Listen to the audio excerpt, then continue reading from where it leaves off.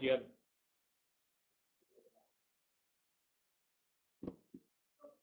All right. Hi, everybody. So welcome to Access Now's live stream symposium. We're thrilled to have a panel of very, very interesting, I think, experienced experts in the field of social media, particularly those who've got a focus on the Arab world. A couple of things just to get us started. Please be patient with the technology. You'll see that there might be some lag time, so request your patience. And we have people coming in from all over the world, so there might indeed, as I say, be some lag time, but I think it's a very important and essential discussion that we're having as we see what's happening in Tahrir Square, in Yemen, in Jordan, and indeed across the Arab world. We see the international community responding, grappling to respond as well. So look, a couple of things. If we do go down, you'll see underneath this screen here some alternative sites where you can go to the Watcher2 site, and a big shout out to Watcher2 for helping us with the technology. There's also a live audio stream for people who are in a low bandwidth environment, so you can just listen as opposed to watch. So what I might do is I think we'll I'm going to introduce the panel of speakers. We're here for an hour or so, so sit back. I think where we're going to start in this tour across the Arab world is with Egypt.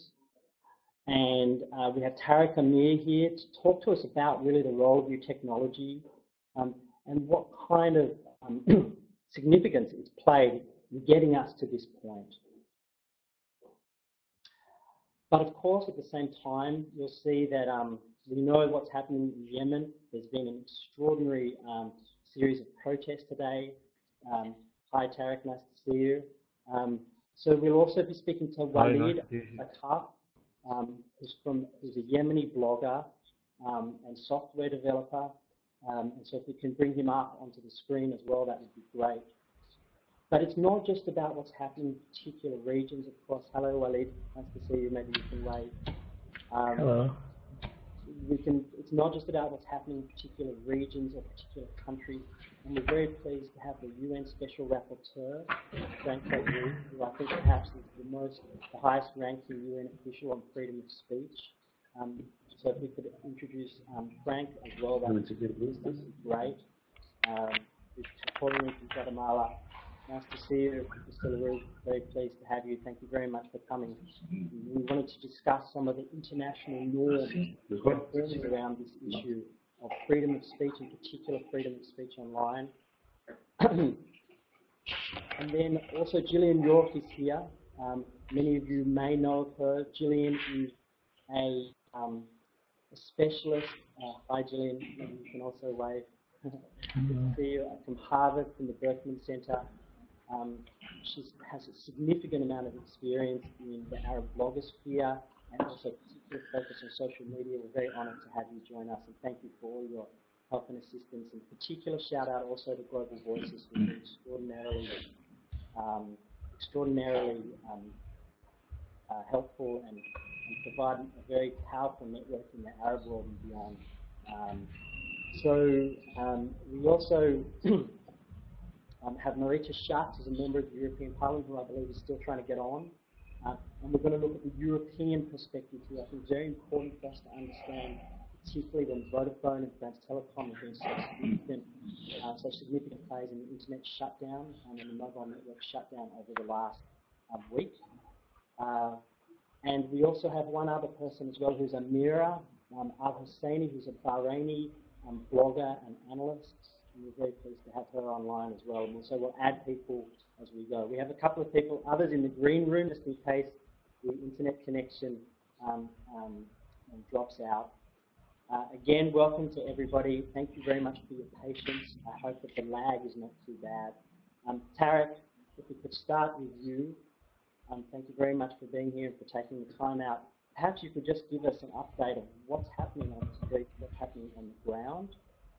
And also, is it true that the internet is completely back up, and are you able to access? Is there an unfiltered sphere there? Are you able to access all of the sites that you need?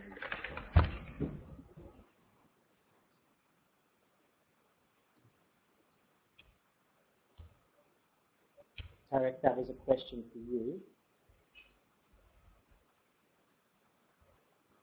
I think he's having a difficult time hearing. Maybe I can try to send him a question.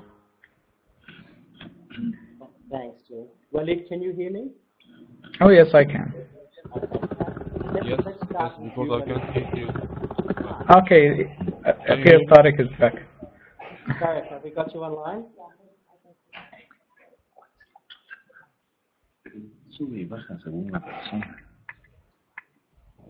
I think, look, while we're dealing with the technical difficulties, we're hoping that you're particularly involved with this disruption. Let's move to Walid. Walid, can you give us a sense of what happened today in Yemen?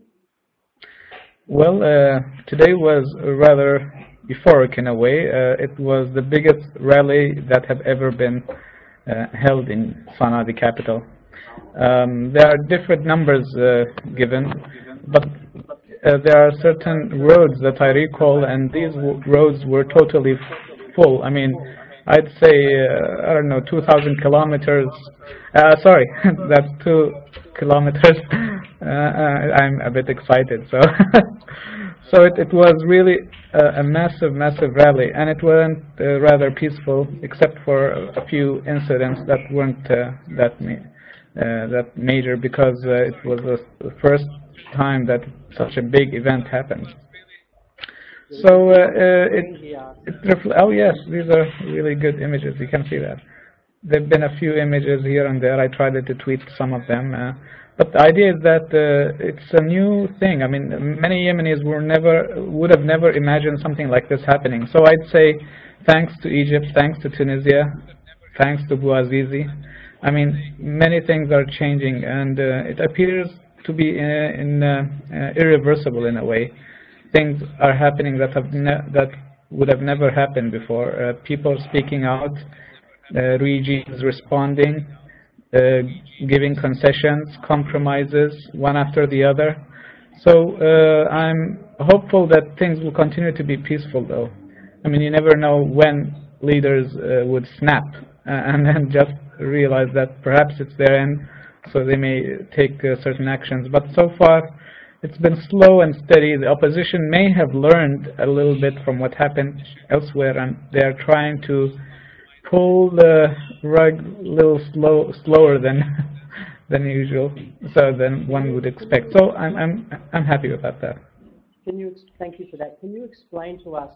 You touched on the relationship between Tunisia and Egypt, and now to Yemen. There's been a lot of talk about the interactivity and the learnings that are happening. Is that accurate? Have you looked towards Egypt, particularly online, in terms of the role of Facebook and Twitter? I understand that the internet penetration in Yemen is only around 2%, so it can't be that significant. What are some of the lessons that you've learned, if any? Well, I'd say there were two effects mainly. One of it is the internet effect, or let's say the Facebook effect, and the other is the Al Jazeera effect. And for Yemen, Al Jazeera effect was much stronger because of the low penetration ratio of the internet, and also because the addiction of Yemenis to watching Al Jazeera, and many of them being easy to affect actually. So they aim at responding quite positively to whatever they see in other countries, and they easily sympathize with other causes. So once they saw so many images repeated over and over, and Al Jazeera is good at that, I can tell you, about how people stood up and confronted regimes and how they were able to attain and get their freedom in a way. It appears a little bit, emotional, and not that some may claim Al Jazeera is a bit biased in that sense, but I think it's positively biased, in my opinion. Such a thing should have happened a long time ago. Anyway, the idea is that the influence of Al Jazeera has been much more powerful than the internet, though it's slowly also helping. The internet is helping in campaigning and networking of the youth. But to tell you the truth, unlike the cases in Tunisia and Egypt, Yemen's rallies were mainly led by the opposition. Okay. Thank you very much. We'll come back to you, Walid. Sure. I'm channeling my inner Anderson Cooper here, so I'll do my best. Tarek, can we hear from you? Can you wave at us if you can hear me?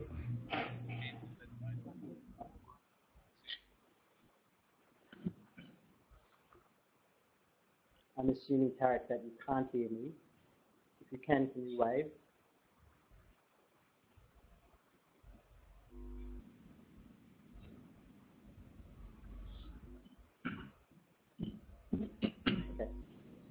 I can hardly hear anything, but if you can type the question while you are saying, already Jillian sent me the question, so I can answer it now if you can hear me from your place. Just nod if you can hear me, and I'll just answer. Great. Welcome.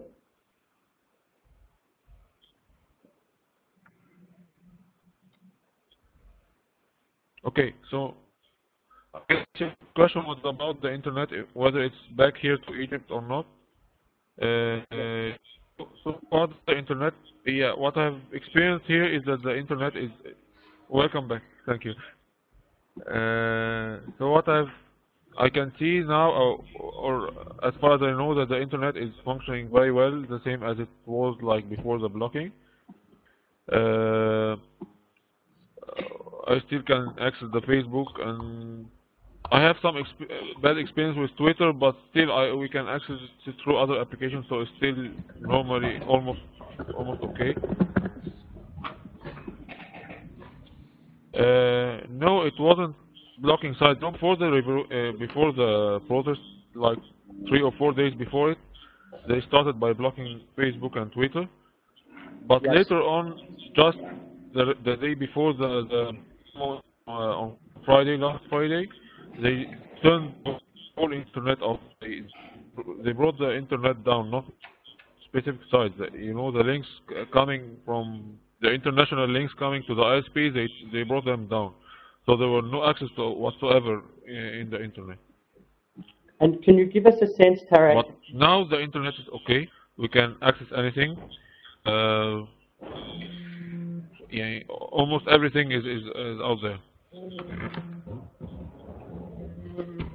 Jillian, I think you might be typing questions to Tarek. Is that correct?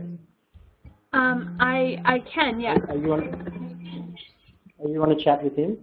That would be good. Tarek, can you actually? Okay, great. I guess the question is that why does he think that the regime government brought the internet back up at the same time as sending in the thugs? It seems like there are two conflicting processes happening there. If you could respond to that. Okay, I've just typed that to him.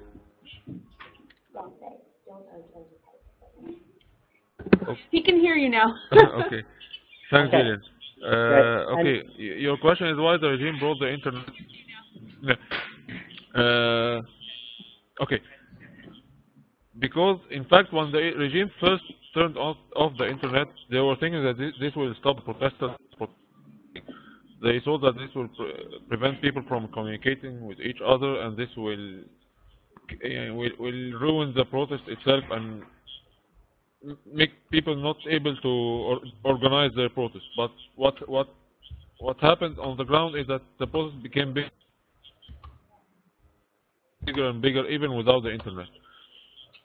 In fact, everybody out there is calling it internet revolution, but the fact is that we had the internet revolution without having access to the internet at that time.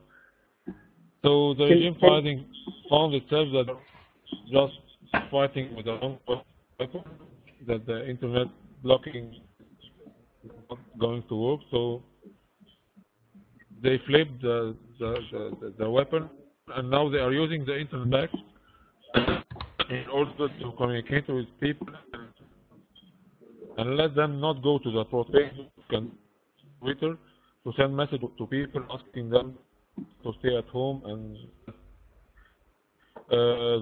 it's enough with protests for now, and this is bad for our economy, so you'd better stay at home and not go to Tahrir, and don't go to Tahrir Square anymore. Tarek, can you speak more closer into the microphone for us, please? Let me ask you, what is your prediction of what is going to happen next? What do you anticipate will happen? And how important do you think that some of the organizing sites like We Are All...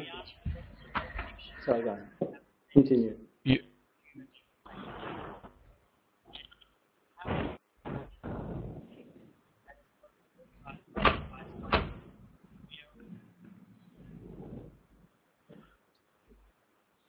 Okay, in fact, we are not very sure if the regime is fully functioning now, but we can see that the security forces are back and forth everywhere. So one point is that they are now using the internet to deliver their own message, but maybe tomorrow or the next day they might censor some sites, because some sites are some tools like Twitter are still being used to spread news, so they might censor them. We are not really sure what the regime is doing, but in fact that the regime, all the tactics they are doing is just firing back on their own selves. So I think they will not take such things, they're not going to take such action like blocking the internet or anything, because it backed on them and it made the protest even bigger. So they must reconsider doing or think for a couple of minutes before doing such stupid things. Okay. Jillian, let's bring you in here. Thanks again for coming with us. We cannot predict, in fact, in summary, we cannot predict the regime's next move. You're welcome. Thanks. Jillian, and I'm sorry about the lag time, and please be patient with us with the technology. Jillian, you've heard a little bit from Tarek and Walid. Can you give us a sense of, just perhaps the vibe of the Twitter sphere at the moment, the sense on Facebook? What's actually happening across the region? Is there some trends that you'd like to sort of share with us, and perhaps also to share with Tarek and Walid and people who are viewing? Sure. So I've been watching Twitter pretty closely over the past 24 hours, a little more I guess, since it came back online for Egyptians. And in the middle of the night last night, when most reporters were in their hotels because of the curfew, you saw that a lot of Egyptians were tweeting nonetheless from Tahrir Square and elsewhere. And I'm seeing a lot of reports of arrests on Twitter. Specific reports of, incidents and whatnot, and so it's really interesting the role that Twitter continues to play for citizen journalism and for reporting. And so looking across the rest of the region, it's interesting. I mean, there's certainly discussion, but what I would say is in terms of viability of any sort of other demonstrations being activated by social media, and which is to say, I'm certainly skeptical of calling anything a Facebook or a Twitter revolution, but nevertheless, we've heard from Tarek and we've heard from other people about how these demonstrations were, I don't even know if catalyzed is the right word, but helped along by social media. But like Walid said, there are very few countries in the region that even have that potential in terms of internet penetration, and I think I would look to Syria as the country with the most potential for that. Despite the heavy filtering in that country, people are on Facebook, they are talking, and so I think it's a harsh regime as well, and there's certainly the fear of crackdowns. And I think in terms of the internet in Syria, I would be cautious to watch and see if they consider taking extreme measures like the Egyptian regime has done. We've seen that Mark Zuckerberg has insisted that the identity feature of Facebook is essential to operating, even though there have been calls for anonymity for Facebook users. What's your thought on that? And it particularly raises the issue, I think, within the euphoria that we're seeing. What are the concerns around security, around digital security? And are protesters across the region aware of those security implications? Right. Well, so, you know, I would say that the core activists, the folks who are really involved online, are certainly aware of those risks. But other extended network of people that are using these tools, either just to communicate, to learn about what's happening or whatnot, and I would say that they don't necessarily know about the risks. Just like your average Facebook user, probably doesn't know about the risks. In terms of the issue of anonymity or even pseudonymity, so to speak, on Facebook, it's because I've been having these conversations for about a year now, and I wrote a paper last year tracking account deactivation users. And what I've seen is that, on Facebook, they have this policy that users must use their real name. Now, if you look at Facebook, semantic clauses, there's hundreds of people using these common fake names and pseudonyms, but it's the activists who tend to get caught. And so when we talk about names on Facebook, we have to realize that, in effect, this policy is skewed toward even toward people with some degree of fame, because of the fact that they're in the public sphere and they're in the public eye, and as a result, they're more likely to be targeted by other users and reported for using a fake name. And so because of that, it's really activists who need to worry about their identities on Facebook even more than your average user. I think most people could get away with being Santa Claus, but an activist can't. And Frank, I can hear you. I'm just about to bring you in, actually. Right. Can you hear me? Yes. Yes. Yes, I apologize. I lost the sound on the response of anonymity. That, for me, would be very important to hear again what was said about the feeling of anonymity on the internet. I mean, I think that there's a conflict here. The platforms are definitely established in order to give identity to people, but there are concerns about people's identity being used in the context of organizing, which then can be traced back to both people who are organizing and also the networks. For instance, I looked at the Yemeni site that was organizing today's protest, and I think there was a number of thousand individuals who had clicked like or attending. I assume many of those people were within Yemen. As we know, there's a security apparatus there. And so the question is, like, how do we both provide profile and, as Jillian said, pseudonymity or anonymity in this environment? Frank, perhaps you'd like to respond to that. And also, I think there's a broader question from an international perspective around international law and international norms with respect to freedom of speech online. And what are the precautions that the international system or states are putting in place in order to protect those people and that right? Well, thank you. I would insist, and this has been said before, that the same principles that apply to freedom of expression in non-internet form would apply to the internet. The feeling we have from the human rights community and the human rights perspective in the UN is that the principles have been always valid.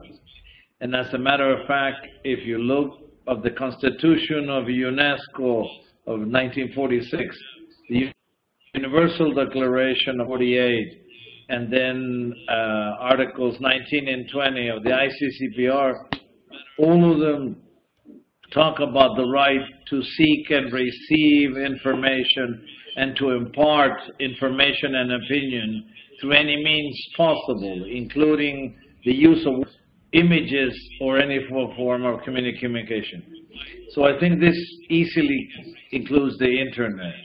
The internet brings new challenges for governments from a political perspective, which is the fact that it is a faster form of communication, it is a more accessible form of communication, and it reaches out to the broadest public. And this is why it makes many authoritarian governments scared. And obviously, there's the temptation to block and filter the messages. I have said time and again that the reaction is absurd, because this is like the development of technology, is like the Industrial Revolution, when some of the guilds were trying to destroy the machines to stop it, but it's an unstoppable phenomenon. And I think here, again, some of the authoritarian governments will want to allow some access, but limit the content that they want to design. And this is not possible, because especially the younger generations will always find a way to circumvent the blocking and filtering. In the case of Egypt in particular, they went for a full blackout, not only of Al Jazeera as a news agency, but for all the servers of internet, until now that the systems, some systems, have been reestablished. I think, again, this proves the point. Even the governments will feel the need to have some form of communication to get their messages out. The one thing I said as a conclusion, especially of Tunisia, is that we also have to be aware of the strength of the internet, but as well as the weaknesses. In terms of its strength, it was the form of communication of the young people, especially through their own social networks, which allowed them not only to bring out their voice, they're denouncing the authoritarian systems, but also the corruption and the lifestyle they had while the population was suffering massive unemployment and crisis. But at the same time, it was a form of mobilization. We have said often that internet is an instrument not only for free expression, but also for freedom of association and freedom of mobilization, which is part of freedom of expression. But the weakness is that internet per se is not an instrument to form an interim government to build an opposition. In Tunisia, we saw the government of Ben Ali fall, which was very important to the mobilizations, but a lack of leadership on the ground to build immediately a viable alternative. In Egypt, it's the other way around. Internet was a means of communication, very important for the initial mobilizations, but the population and civil society and the opposition are much more organized. They have a capacity to organize themselves with internet as an instrument or without internet, like what has been happening in the last 2 days. What is the message from the United Nations in your capacity to the Egyptian government? And why is it that there is not yet in place a sanction that can prevent a government from, in a sense, flicking the internet kill switch? Well, let me make it very clear that as a rapporteur, I speak for myself. All UN rapporteurs are independent, and I don't speak for the United Nations. But my personal opinion as rapporteur on freedom of expression is, number one, that you can never silence a reality for so long. Many Western democracies, I think, made the mistake that they saw some of these authoritarian regimes as allies or friendly, because supposedly they would be in a limit to more fundamentalist political forces. And in that sense, they were willing to agree on these governments that would limit some fundamental human rights or even resort to torture and disappearance. I think this is unacceptable. And you're seeing the consequences today. This was the 30th anniversary President Mubarak in power. And obviously, with the economic crisis, and in a way with the political crisis, now that he was proposing his son for transition, I think everything erupted and exploded through means of communication and through the press. But these regimes are not prepared for listening to dissent. And this is part of the whole democratic exercise, freedom of expression, is that the open debate is an essential part of democracy. And the fact that public officials have to allow public scrutiny of their work and have to allow public criticism is also alien to some of these governments.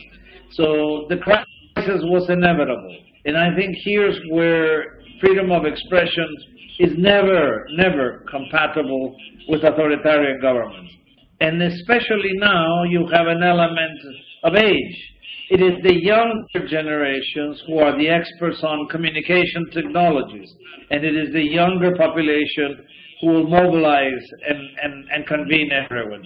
So I think what we're looking at is the phenomenon of communication, something that was growing in the world, and that is actually provoking fear in many governments in terms of trying to establish better systems for blocking and filtering.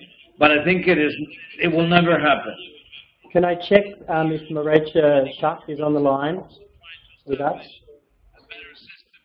Hi. Marietje, can I bring you in? I think you're not on video. Maybe it's the technology within the European Parliament that's preventing you from doing so. Can we have it?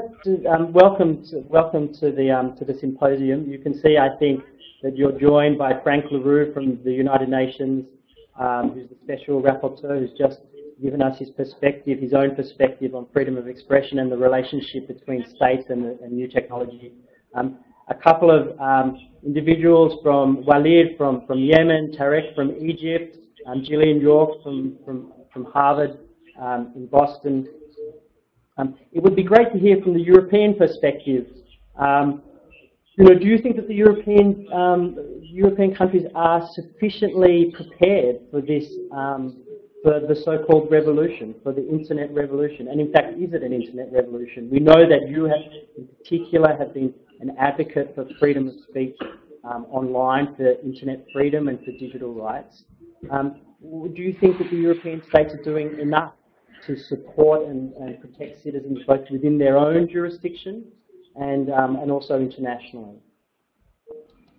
Thank you for the question, and hi everybody. I've heard everything you've talked about, so I was a participant, and I want to congratulate especially all the people who are peacefully demonstrating and demanding more rights, more freedoms, and more opportunities. This is real bravery and courage, and I really wish that our political leaders in the EU, as well as the telecoms companies, would show the same courage, because courage is always a choice.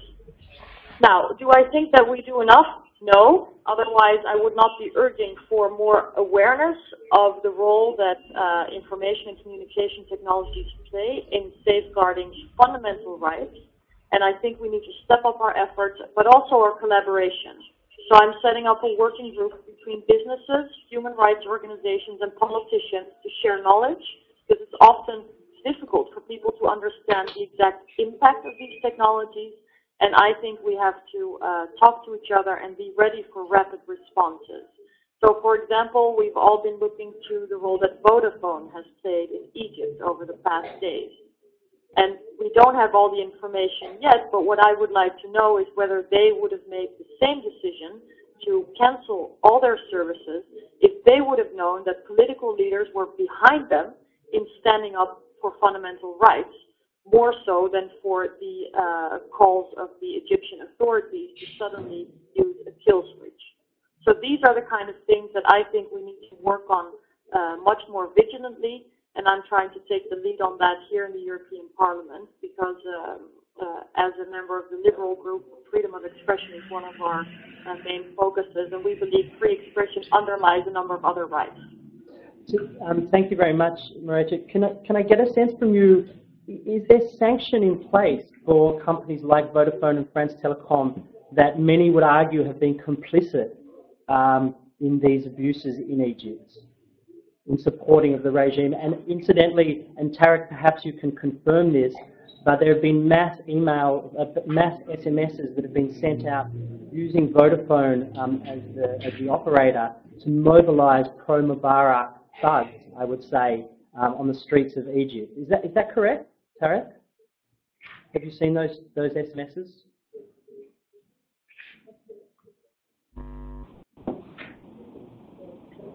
We'll send you that question by type. Marietje, perhaps you could respond to the sanction question, whether it's possible to actually control these companies. Vodafone says that they had no choice, they were complying with Egyptian law. What about it if they were complying with, or breaking European law? What we first need to know is what are the facts, what has really happened on the ground. Yep. And I think similar to, for example, a company which has a major spill of chemicals in a developing country. We also need to see whether rights have been violated. And first we need to get the facts out on the table, because for now, for us here in Brussels as politicians, this is a very intransparent process. We don't know exactly what happened. We only rely on the very limited press statements by the companies themselves. So I want to get the facts out first, but I think everybody always has to be willing to take responsibility for their choices, and I am also confident that consumers and other people working with businesses will always hold them accountable for the choices they make if the market plays out there. I mean, I think in the Egyptian perspective, the consumer actually had no choice.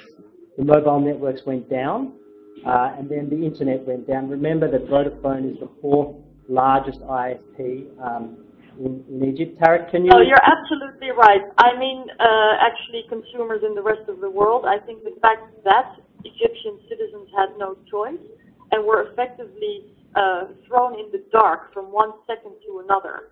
And an environment was created in which speech was limited and actually disconnected, where press freedom was limited as a result, where access to information was impossible, created an environment in which human rights violations could go undocumented.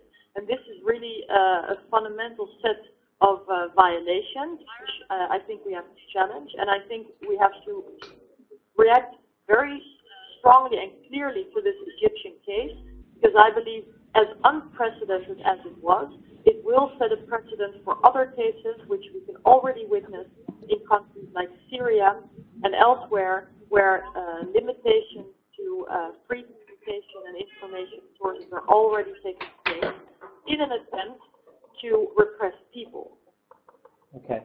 We look forward to the outcomes of your working group. I think one of the things that we're seeing in this field is that it's moving so quickly, that governments are grappling, corporations are grappling, the judiciary around the world is grappling with this situation of how to legislate, how to respond.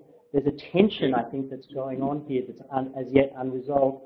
Tarek, I think that you're back on with us in voice. Can you give us a sense about the SMSs? All of Egypt. I'm not sure if only other operators as well, but I know people who have been receiving those messages. Okay, are you saying something?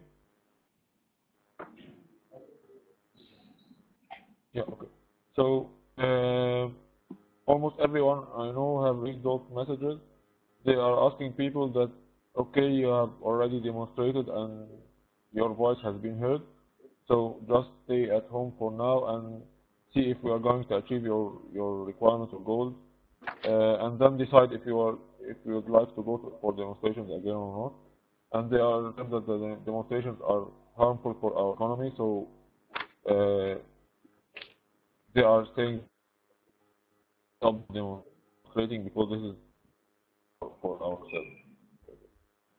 Okay. Thank you. About people, how people receive the messages. In fact, many people. Yeah.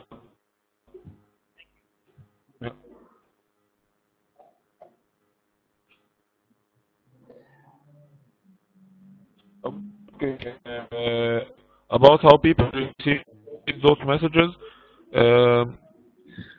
From what I have seen on Facebook, what people have been saying on their walls and the messages they have been sharing, it appears that many people have been convinced with those messages, along with Mubarak's last speech. So many people are. The point is that what the regime has been doing in the past few days and maybe in the past few hours, I believe that people will just stop and think that those messages are just bluffing, and the promises that have made in Mubarak's speech are not to be trusted anymore, and maybe people will continue to demonstrate. We will see tomorrow, after like 10 hours or 12 hours, people have been arranging for a big demo. So then we will be able to see and decide if those messages have achieved their goals or not. Okay. I think we also have Mohamed on the line. Mohamed, is that right? Are you there? Yes. Hi. That's it. Mohamed, you're also Egyptian. I think you've been in Tahrir Square for the last couple of days. Can you give us a sense of what's happening there today, what's happening on the ground, and also how the regime itself is now using new technology itself to mobilize its own supporters and respond to the democracy movement? Well, actually, during the last few days, the regime was actually turning down all means of communication. Internet was down, mobile was down. Mobile was down for like 2 days or 3 days. So what technology was not there in the first place. So when I went down to the streets, the regime was very rough against the protesters and all the live ammunition and the tear gas and everything. I even was hit by some slight injuries from bullets they fired in downtown Cairo. And then the internet was back like only yesterday, and the mobile were on the day before. SMS is down till now. So till yesterday, only mobile voice technology was online. So yeah, it was really basic. It's only voice calls, one-to-one person, and even international calls was not always there. Many people were not successful to do international calls. Mohamed, until like yesterday maybe or today morning. So this is it, Mohamed, you're on a call here with the UN Special Rapporteur for freedom of expression, and he's definitely an advocate for us, or for you, I should say. Is there a message that you would like to convey to him? And I open up to Walid as well, or Tarek. Any particular message that you would like to provide to the Special Rapporteur about how important or not freedom of speech is in the digital sphere, how important mobile networks are, and what kind of frameworks into the future, because I imagine this problem is not going away, what kind of frameworks you would like to see in place, what kind of statements at an international level to protect you so that, say, the internet can't be shut down, or that people can't be tracked and monitored online. Perhaps here's a little bit of an open forum for you to speak to the Special Rapporteur. And Walid, perhaps you'd like to go first? Oh, thank you. I mean, I had the privilege of meeting Frank Laurel just before the Tunisian revolution succeeded, in Cairo, in fact. And there were many questions in mind. It's an opportunity to ask him now.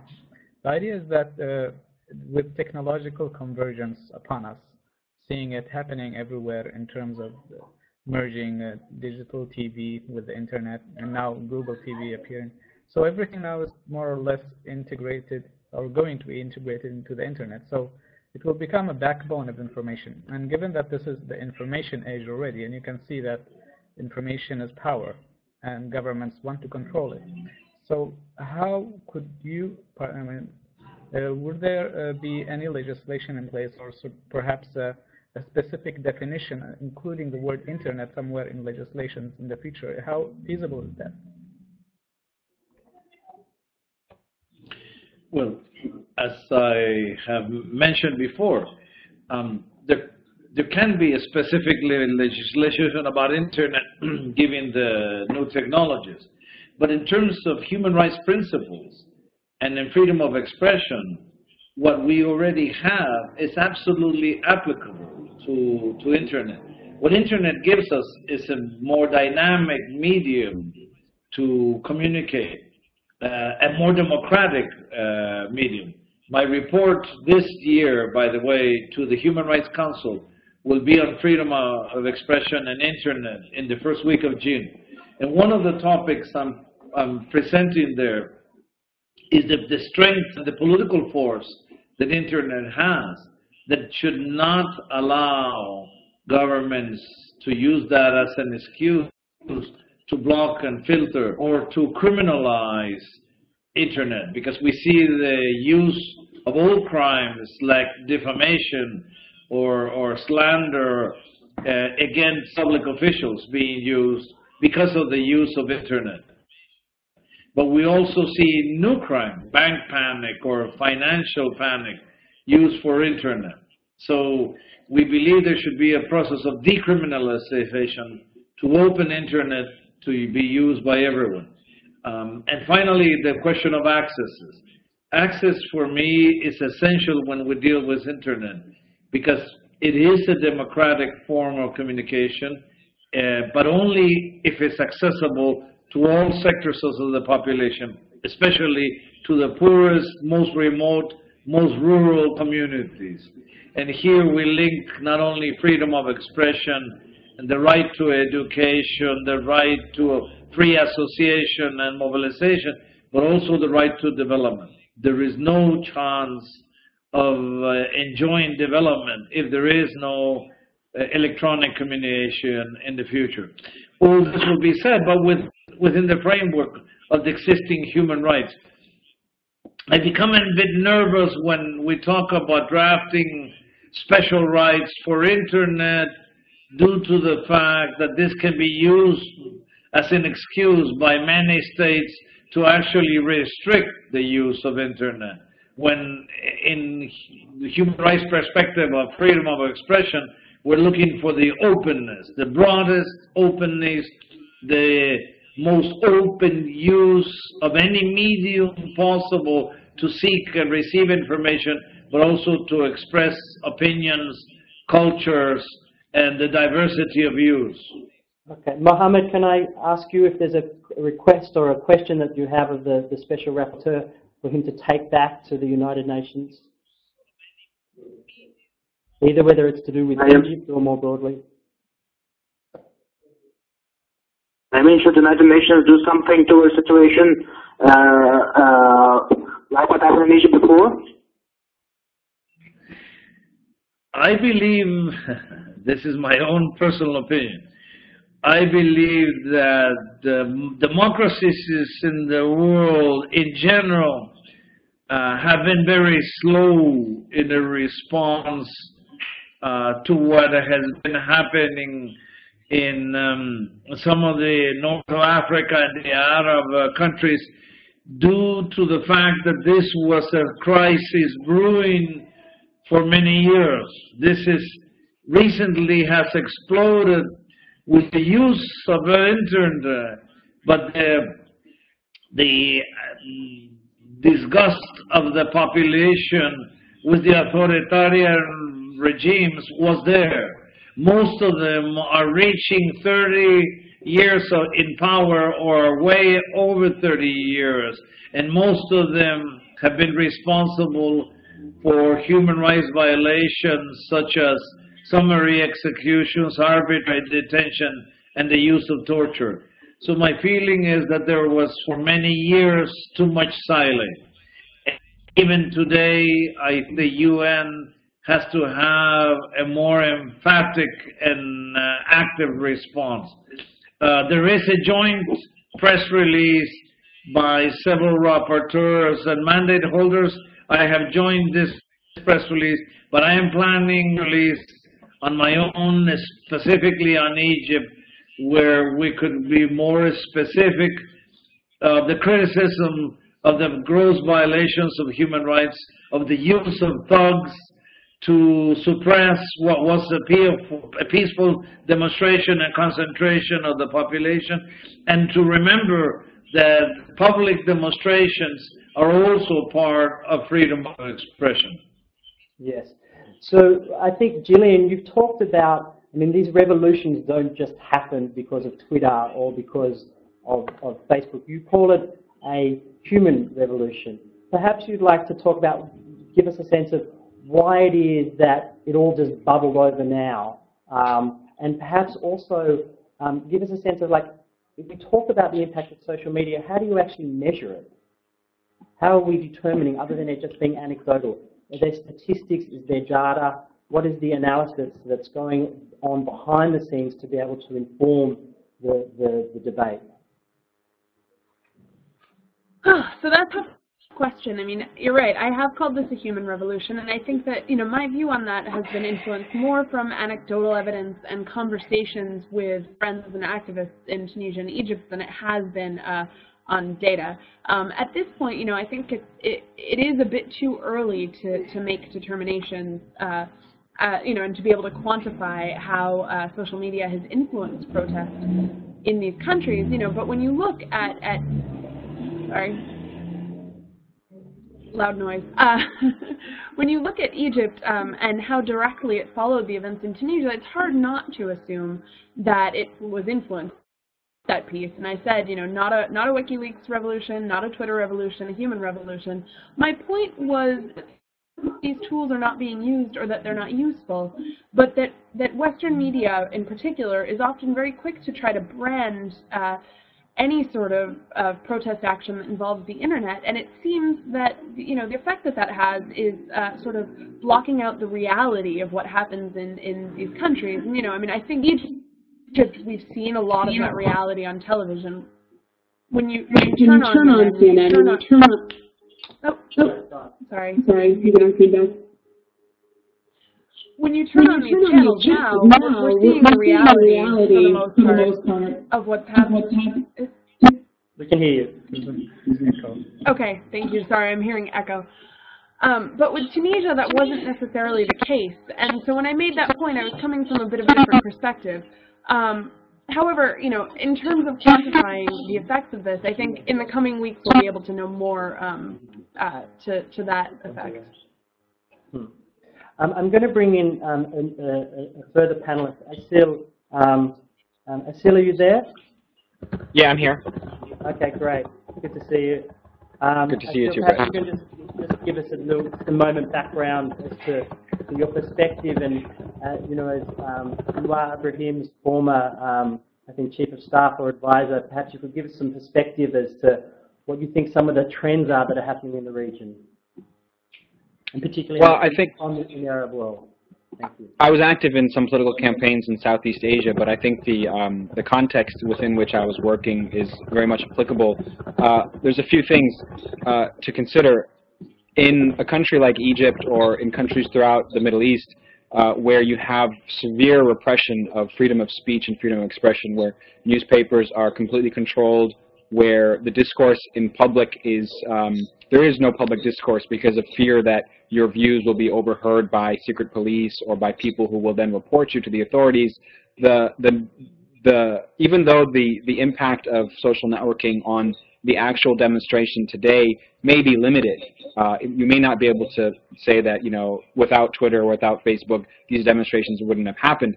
But what you can say, I think, over the course of the last few years in a place like Egypt, or very much so in a place where I was working, is that just that incremental increase in freedom that people are given to express themselves through blogs, either anonymously or under their names, and to feel that they have a chance to express themselves. We don't appreciate the value of that because we're in a media-saturated environment. But that kind of impact on people's spirit to demonstrate against an authoritarian regime, I think is very significant. And I think that permeates society. So even though internet penetration in Egypt is maybe around 50 or 60%, there is word of mouth. People hear about things. They then send text messages to their friends, and that has a very, I think there's a viral effect there that's not quantifiable in terms of what we're used to calling viral, but it's still very important. I think also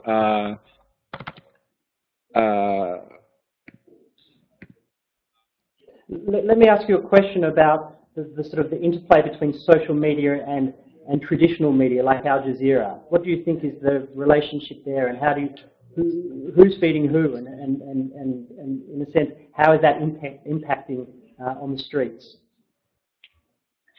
I think that if you look at how news and reporting has impacted both social movements and also government policy, be it domestic or be it international policy, you know, I'm reminded of Rwanda and I'm reminded of Bosnia. In Bosnia and in Rwanda, both examples, it wasn't until the sort of horror of what was happening was broadcast to the outside world that you started to get a public push for intervention. And so what Al Jazeera was able to do in the very early days of the demonstrations in Egypt, the other networks eventually got there, is they were showing to the world, they were internationalizing what was at the time, you know, very local, you know, very specific to certain places. All of a sudden, the whole world was watching, and I think the fact that Al Jazeera is pulling in content from various sources, you know, citizen journalism. This is not a new thing, but it's not easy to do, and it requires, I think, a commitment on the part of an organization to recognize the power of those messages. You know, that I can watch somebody's live video stream from their cell phone in Tahrir Square right now. I mean, there's a certain you know, networks spend millions of dollars setting up infrastructure, and you know, just some person can broadcast live to thousands of people. I think Al Jazeera has caught on to that, and all the networks really have caught on to that, and that has internationalized the, you know, what can be seen as the plight of the average Arab person on the street, and it's created a whole new narrative that the Egyptian government and the other governments in the Middle East, there's no way that they can control that. Let me pick up on this issue of circumvention. I mean, in the context of an internet which is not shut down like in Egypt, we know that there is significant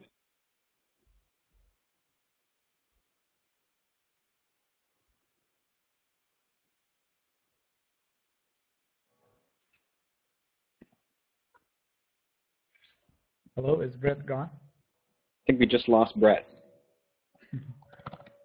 Yeah, that's unfortunate. Tough to lose a moderator.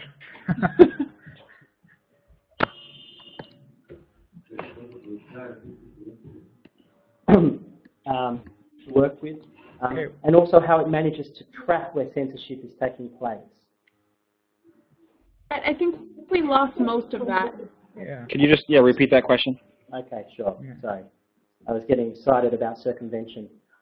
My question was to you, Walid, about censorship in the context of the internet not being shut down completely, which was the Egyptian precedent. People are very, I think on the streets, are very familiar with ways in which to jump a firewall. You have your own software. And I just wanted you to give us a sense of how important circumvention technologies are to people on the street, and maybe just a little bit of an understanding of how that technology works. Well, certainly. Maybe let me start with the last part of your question. Circumvention technology basically works on allowing users to use a proxy somewhere. It can either be a VPN server somewhere, or it could be a web-based proxy, perhaps a SOCKS proxy. I mean, there are many ways to bypass the regular connection user, an alternative one. But then again, the issue is who knows about them and why do they use them? And this is something that perhaps research can answer a little bit more systematically. But in principle, I'd say that those who use my software, and I have around 6,000 already, have been using it to access social networks most, and then second comes news websites. And that is a reflection basically of the amount of URLs or domains that are blocked in the countries that I target, which is basically the Middle East, Iran, and China, more or less. So there is use, depends on the person, of course, but overall, generally, the intention of using circumvention is to get and reach community citizen-generating websites such as YouTube and Facebook, and connecting people who otherwise would find difficulty, or use alternative applications that may have paths to those social networks, such as, I don't know, an iPhone application that allows Facebook or Twitter. So having Mohamed, yes. Go on. Well, let me just ask Mohamed from Egypt, who's on the call. Mohamed, how important is proxies when the internet has been up? How important is proxies to you and your community of activists? Well, before the internet was down, Twitter and Facebook and several other websites were blocked. So all activists and bloggers circulated news over emails and over social networks about proxies and several software like Hot Shield or other proxies, and even some friends in my network offered commercial VPNs to Egyptians, so they can go through the blocking of the websites, especially Twitter.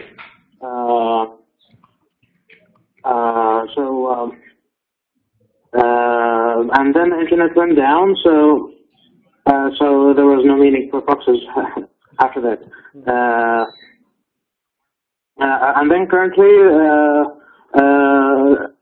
there's nothing blocked in Egypt right now, so nobody talking now about proxies anymore. That must feel very good. I think people who are on this side of the firewall, in inverted commas, don't understand what it's like when you want to go to Facebook or to Persia or whatever it might be in whichever country that you're in, and you're unable to actually access the site. It says blocked, and in some countries it requests that you send an email to a particular address to indicate that you've been to that site and perhaps there's been a problem. You might like to report the problem, obviously, as a means to harvest addresses. Interesting, I think, to see there's a lot of discussion, particularly within the United States, about circumvention and how much money should be allocated towards tools that enable a jumping of the firewall. And I think this is an interesting sort of turning point in terms of how significant those problems may or may not be, particularly when there's just the possibility of the internet being shut down. I do want to raise the issue of security, digital security. I think in the moment there's a sense that people people get very excited. They use their mobile networks, their SMSs, etc., and also social networking sites. Can I ask Tarek, and Tarek, could you please speak right into the microphone? If there's a sense, an awareness within the Egyptian democracy movement, for want of a better word, about the risks that are associated with being active online.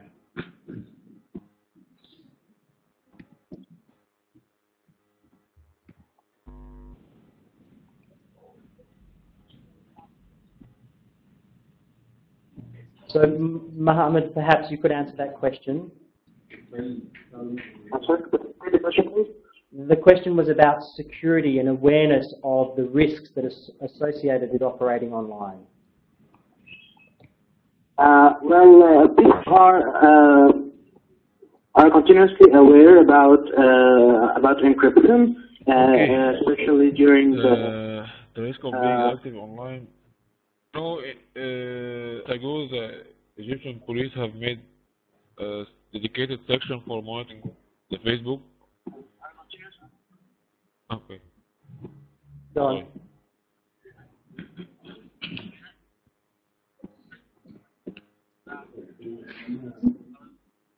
Hello?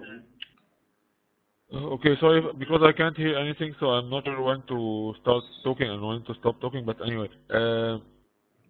I was saying that the Egyptian police have made a department, the police department dedicated mainly for Facebook. We don't know how they call it, but maybe Facebook police or whatever.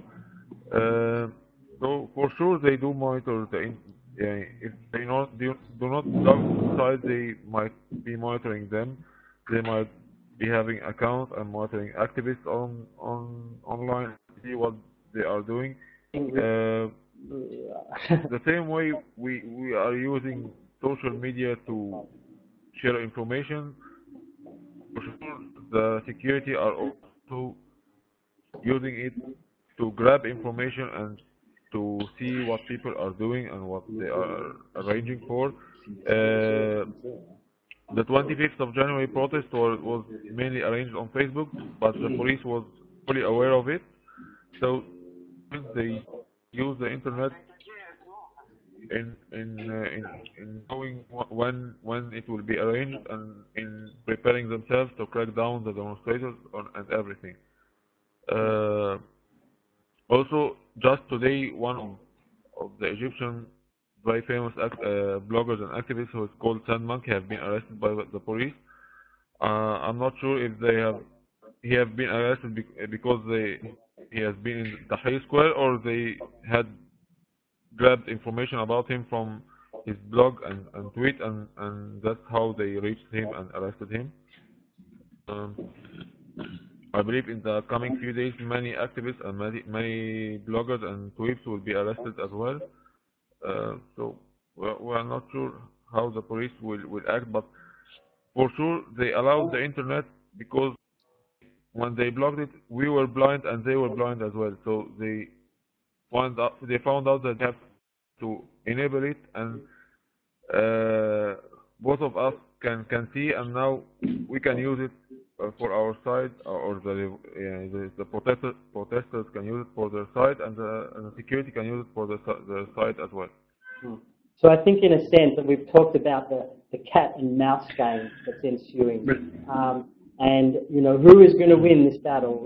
And I think, as Andrew Richet said from PDF, that it's a cat and mouse game. Often the cat wins, unless of course the mouse is a rat.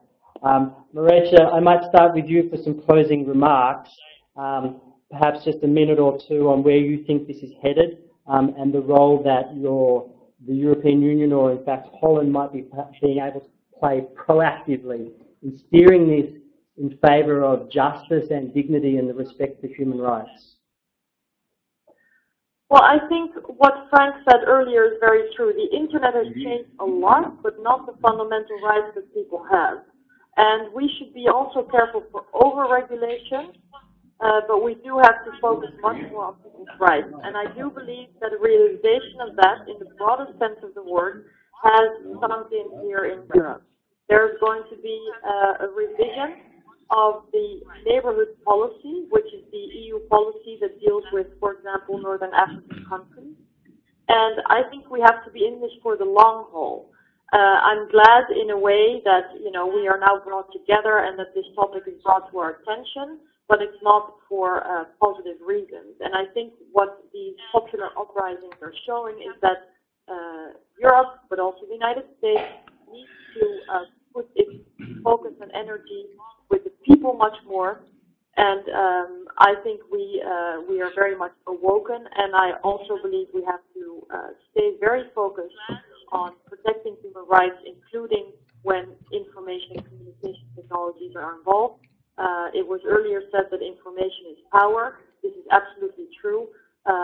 Speech is also power, and therefore it is a threat to some people in dictator regimes. But on behalf of my political group, which is the Liberal group, I want to say that we stand firmly with the people, And I hope I can be of help in the longer term. And if there's anything you believe we are not aware of here, don't hesitate to let us know through, Twitter, email, phone, or letter if necessary. But we're here to help. Okay, great. Aasil, maybe we can get some closing remarks from you. Well, I think that the situation in the Middle East is not going to resolve itself in a few days or even in a few weeks. It'll be interesting to see how the opposition groups continue to organize themselves, communicate with friendly and unfriendly elements within the opposition and across the table, and even in other countries. And particularly, it'll be interesting to see who ultimately ends up controlling the narrative. So if the idea of a democratic, free, peaceful, stable Middle East, carries through and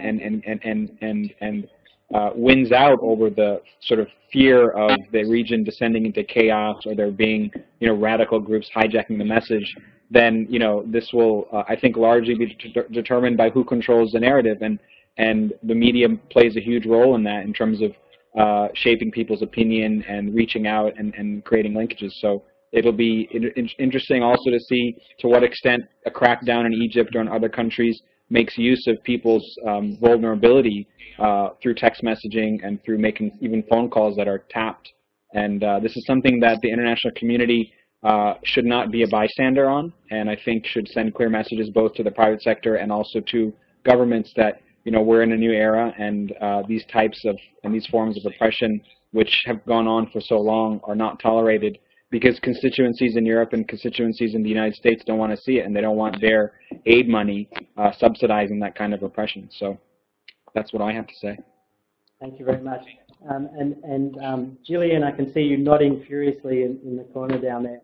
Perhaps we can bring you up and get some closing remarks from you.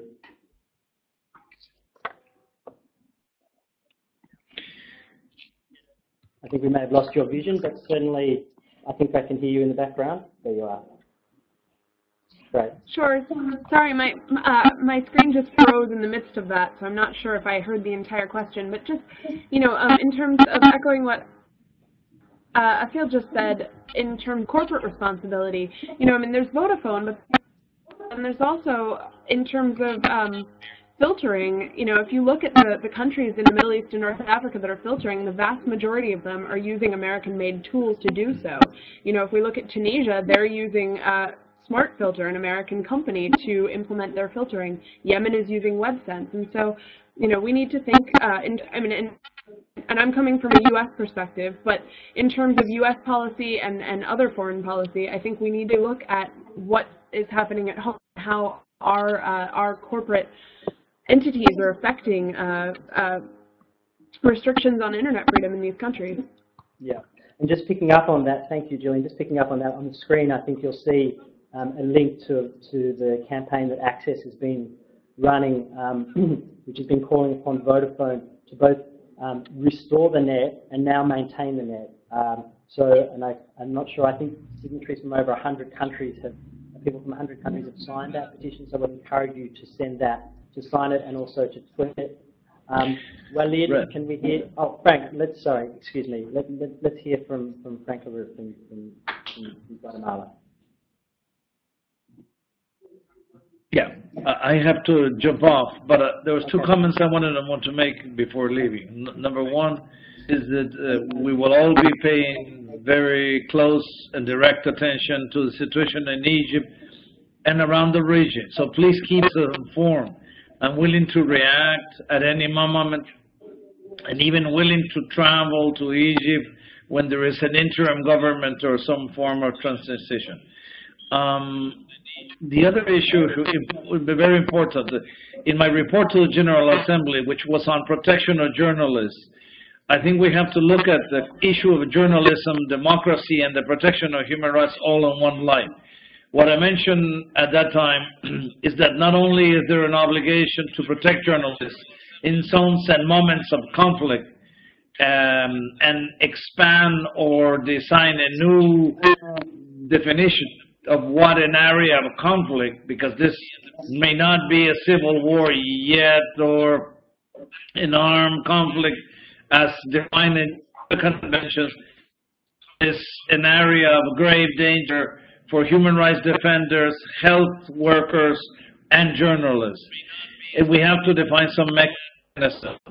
And secondly, that all bloggers don't always play the role of citizen journalism, but they do play that role in moments of crisis. In political crisis like now, or in natural disasters, will receive the protection of the international community and the attention of the UN as journalists. And I think this is very crucial in order to maintain the flow of information and demand the respect for human rights. So I thank you very much. So thank you very much. And we might just flip to some footage that's come, speaking of citizen media, some footage that's come out of Egypt this morning.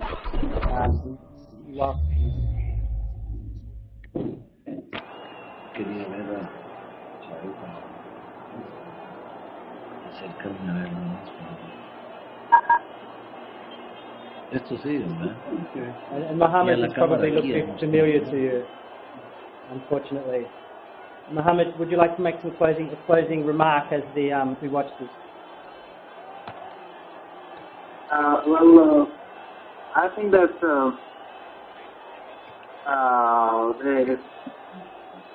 in the coming few days there should be some movement in Egypt to ensure that there won't be any turning down of the internet or other ways of technology, to ensure, you know, freedom of information and freedom of internet. And I think that the U.S. State Department should have further in our statement, because when the internet went down, the U.S.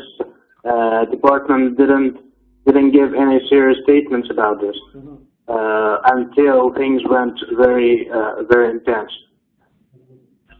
And Tarek, I hope you might mind if I don't call you back on. I just think that there's maybe some difficulties with the sound. But Walid, any closing statement that you'd like to make? Any closing comment?